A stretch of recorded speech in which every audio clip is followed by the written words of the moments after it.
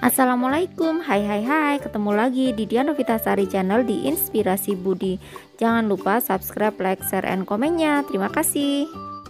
Hari ini kita melanjutkan membahas materi kelas 3, tema 2, subtema 3, pembelajaran 3. Silakan disimak ya. Pembelajaran 3, ayo membaca. Hutan bakau, si sabuk hijau pelindung pantai. Kelas 3 berkunjung ke hutan bakau. Mereka akan mempelajari perawatan dan pelestarian hutan bakau. Orang-orang sering menyebut hutan bakau. Lanjut halaman 128. Sebagai sabuk hijau artinya kawasan hijau yang tumbuh di garis pantai. Hutan bakau melindungi garis pantai dari pengikisan. Hutan bakau juga meredam gelombang besar termasuk tsunami. Diperlukan kerjasama warga sekitar untuk menjaga pertumbuhan hutan bakau. Ada dua hal penting yang harus dilakukan untuk merawat hutan bakau, yaitu penyiangan dan penyulaman. Penyiangan dilakukan untuk membasmi hama, adapun penyulaman adalah penggantian pohon bakau yang mati. Pohon yang mati diganti dengan bibit atau pohon bakau lain yang seumur. Tujuannya agar pohon-pohon bakau dapat tumbuh secara seragam. Pohon-pohon bakau yang telah ditanam mesti dijaga pertumbuhannya. Kepiting kerap menggigit batang anak pohon bakau. Pertumbuhan kepiting di sekitar hutan bakau mesti dikendalikan paling tidak hingga pohon-pohon bakau berusia 1 tahun. Ombak dan binatang pemakan daun juga terkadang merusak, namun manusialah yang paling banyak menyebabkan kerusakan hutan bakau. Bibit dan pohon bakau muda sering terinjak oleh pencari ikan dan kepiting. Lanjut halaman 129. Jawablah pertanyaan-pertanyaan di bawah ini sesuai dengan teks di atas. Nomor 1, apa yang dilakukan Udin dan kawan-kawan di hutan bakau?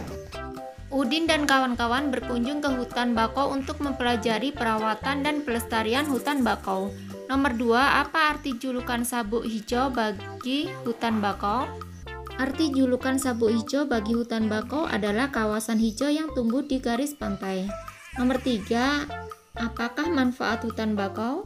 Manfaat hutan bakau adalah untuk melindungi garis pantai dari pengikisan dan meredam gelombang besar termasuk tsunami.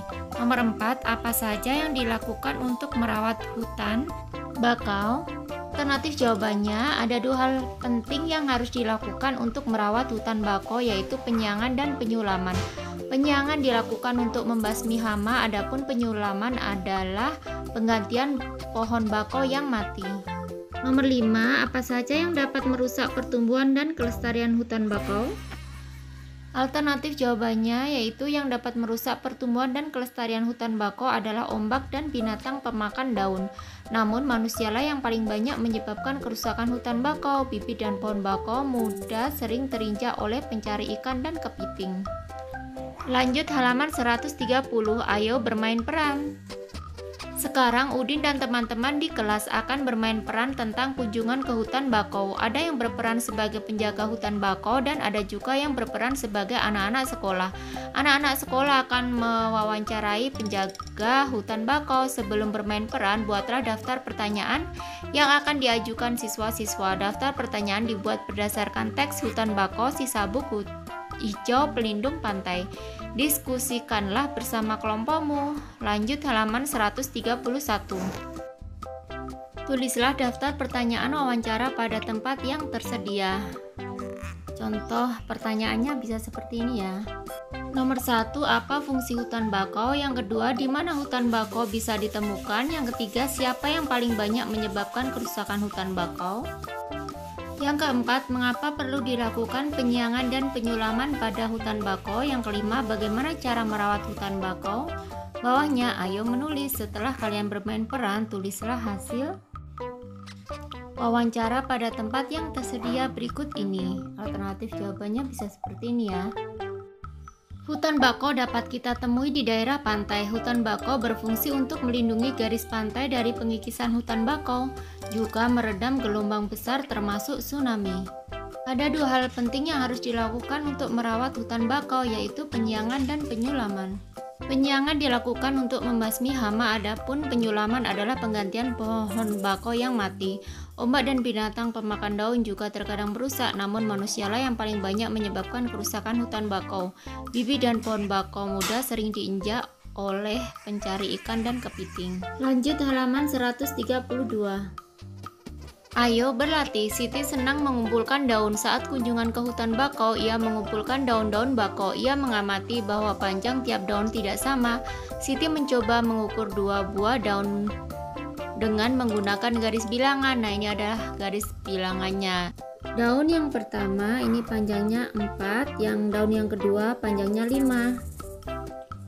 Panjang kedua daun tersebut adalah 9, yaitu 4 ditambah 5 sama dengan 9.